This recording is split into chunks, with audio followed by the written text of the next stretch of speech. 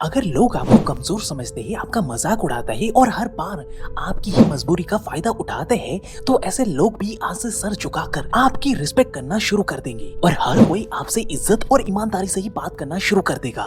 पता है कैसे? चलिए मैं आपको दिखाता हूँ। So hey beautiful people, welcome to Fundoo programming. मैं हूँ आपका दोस्त फंडू बॉय।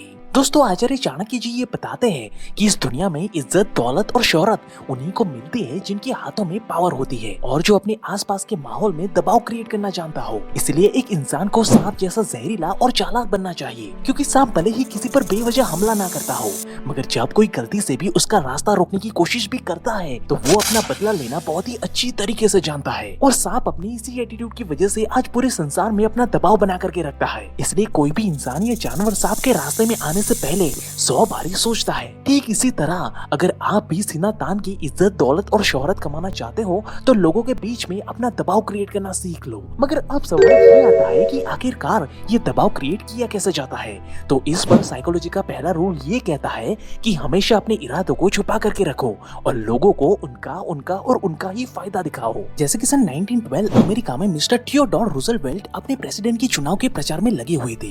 उस समय के लीडर्स को ट्रेन पकड़कर जगह जगह जाना होता था और स्पीचेस देनी होती थी।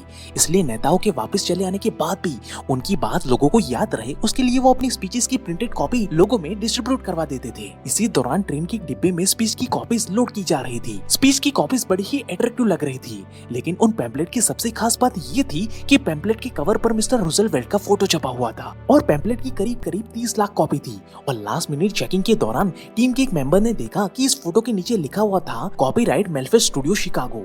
ये पढ़ने के बाद उन्हें रियलाइज हुआ कि ये तो कॉपीराइटेड फोटो है।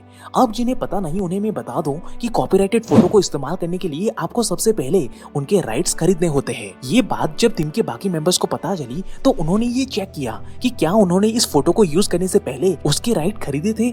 लेकिन चेक करने पर उन्हें पता चला कि उन्होंने अभी तक ये राइट्स मेलफेस स्टूडियो से खरीदे नहीं थे। फिर उन्होंने सोचा कि कोई बात नहीं, अब उसके राइट खरीद लेते हैं। लेकिन अब उन्होंने अमाउंट चेक किया कि आखिर उन्हें 30 लाख कॉपीज के बदले कितने पैसे देने होंगे। तो अमाउंट आया $1 पर पैम्पलेट, मतलब उन्हें 30 लाख कॉपीज के लिए $30 लाख देने पड़ेंगे, जो कि एक बहुत बड़ी रकम थी।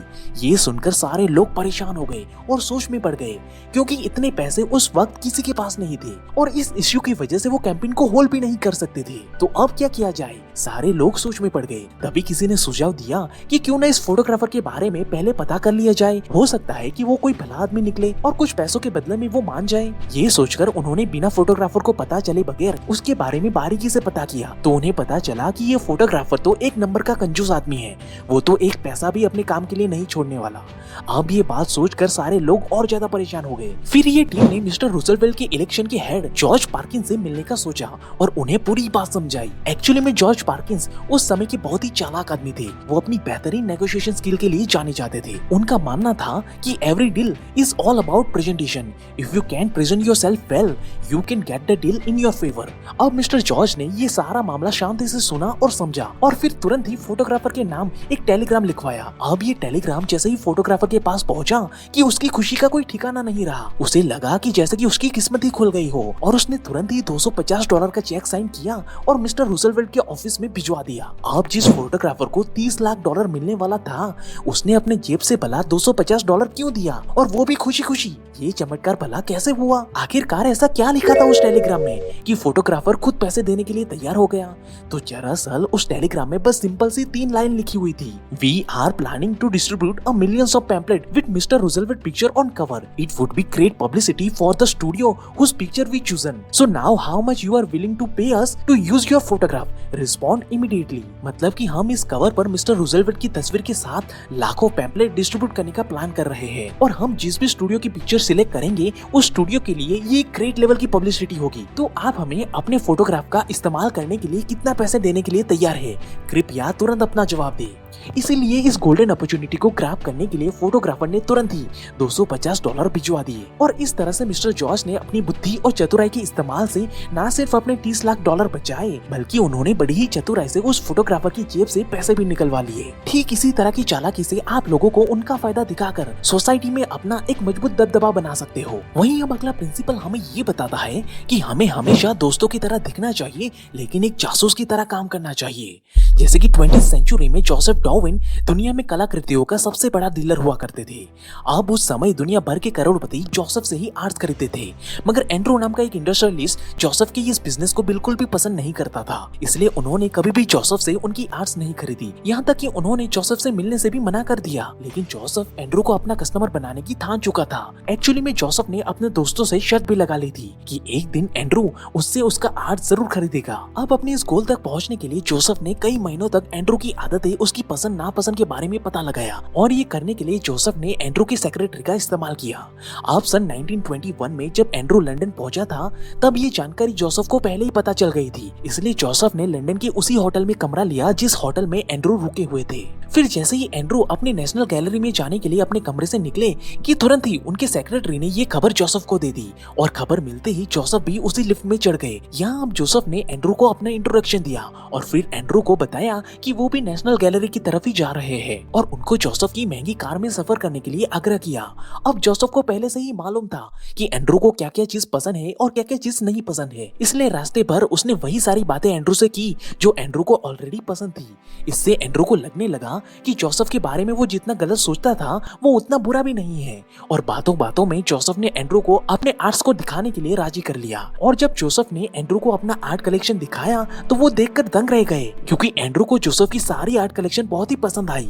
फिर उसने तुरंत ही जोसेफ से वो सारे आर्ट्स खरीद लिए, क्योंकि रियलिटी में जोसेफ को सीक्रेटली ये सब कुछ पहले से ही पता था कि एंड्रू को किस तरह की चीजें पसंद आती है और किस तरह की चीजें पसंद नहीं आती है। इसलिए जोसेफ ने जो कलेक्शन एंड्रू को दिखाया था उसमें सिर्फ वही चीजें मौजूद थी जो एंड्रू के अनुसार उनको आर्ट्स में पसंद आ रही थी। ठीक इसी तरह आपको भी एक जासूस की तरह लोगों के पसंद और नापसंद के बारे में जानना चाहिए। इससे आप उनके दिमाग को अपने अनुसार इस्तेमाल करके जोसेफ की तरह ही अपना एक मजबूत दबाव बना सकते हो और लोगों को बड़ी ही चालाकी से अपनी उंगलियों पे नचा सकते हो।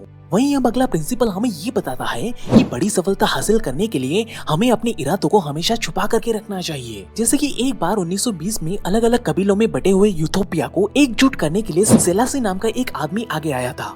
देखने में तो ये सेलासी बहुत ही मामूली सा इंसान था, लेकिन वो दिमाग से बहुत ही शातिर और होशियार था, और अपनी इसी होशियारी और चालाकी के दम पर उसने यूथोपिया के लगभग सारे पार्ट्स को अपने अंडर कर लिया था। और अब कई सदियों के बाद अब ये मौका आने वाला था जब यूथोपिया एकजुट होने वाला था। लेकिन बलोचा नाम का एक कबीले के सरदार को सेलासी के अंदर आना बिल्कुल भी पसंद नहीं था।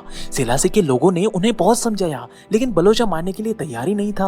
अब बलोचा एक महान वॉरियर था और उसका कबीला अपनी बहादुरी के लिए जाना जाता था, इसलिए सेलासी ने समझदारी से बलोचा से बात करने के लिए अपनी राजधानी अदीस अबाबा में आने का इनविटेशन दिया। तो अब बलोचा अपने 10,000 सैनिकों के साथ राजधानी अदीस अबाबा की ओर निकल पड़ा। अब इतनी बड़ी फौज के साथ बलोचा आसानी से यूथोपिया में सिविल वॉर कर सकता था, जिसे कि सेलासी ये जानता था कि वो चाहकर भी कभी बलोचा के कबीले को बलपूर्वक हासिल कर ही नहीं सकता। इसलिए इसी बात का फायदा उठाते हुए बलोचा ने अदीस की राजधानी से कुछ दूर अपनी फौज से अदीस राजधानी को चारों तरफ से घेर लिया और वहीं पे टेंट बनाकर रहने लगा, जिससे कि वो सेलासी की चालाकियों का मुंह तोड़ जवाब दे सके। वहीं अब सेलासी ने इस चक्रव्यूह को तोड़ने के लिए बलोचा को चालाकी से अपने महल पर दावत के लिए बुलाया, लेकिन बलोचा ये जानता था कि अगर वो दावत के लिए जाएगा तो उसकी हत्या हो सकती है या उसे कैद में डाला जा सकता है, इसलिए उसने ये न्योता ठुकरा दिया। मगर इससे हुआ क्या कि उसके अपने ही लोग उसे कायर समझने लगे, इसलिए दबाव में आकर बलोचा ने सेलासी को एक खत भिजवाया और कहा कि अगर वो उसे अपने 600 महारथी योद्धाओं के साथ दावत में आने की परमिशन देगा तो वो दावत में आने के लिए तैयार है। अब बलोचा को लगा कि सेलासी उसकी बातों को नहीं मानेगा, लेकिन सेलासी चालाक था, उसने ये परमिशन तुरंत ही दे दी।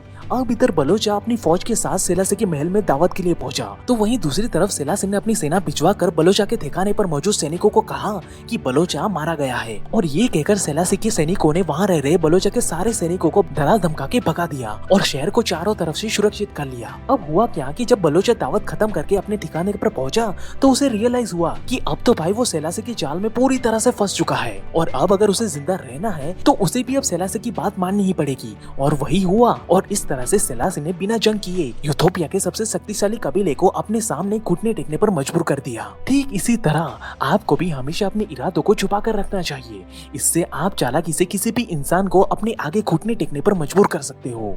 वहीं अब फाइनल प्रिंसिपल हमें ये बताता है कि हमें इल्यूजन ऑफ चॉइस क्रिएट करना सीखना चाहिए। जैसे कि बहुत समय पहले आर्मेनिया देश में एक राजा हुआ करता था।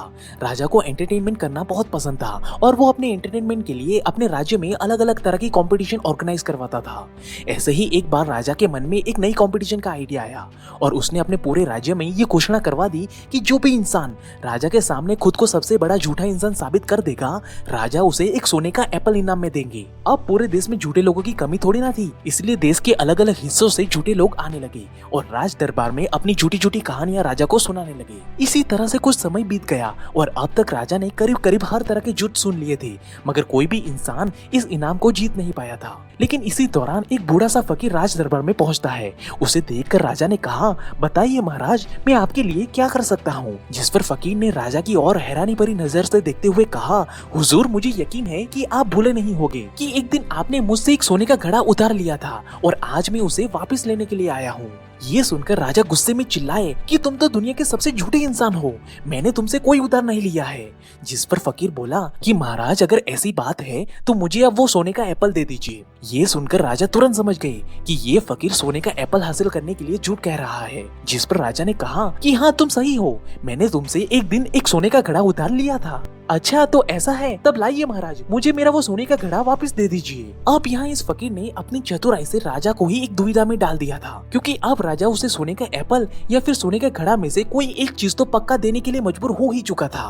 अंत में राजा ने हार मान लिया और फिर फकीर को अपनी शर्त के मुताबिक उसे सोने का एप्पल दे दिया गया। ठीक इसी तरह जब आप लोगों के ऑप्शन पर कंट्रोल कर लेते हो, तब आपकी जीत 100% पक्की हो जाती है और इस तरह आप अपनी चतुराई से बड़े इंसान को अपने सामने घुटने टेकने पर मजबूर कर सकते हो। चाहो तो आजमा लो।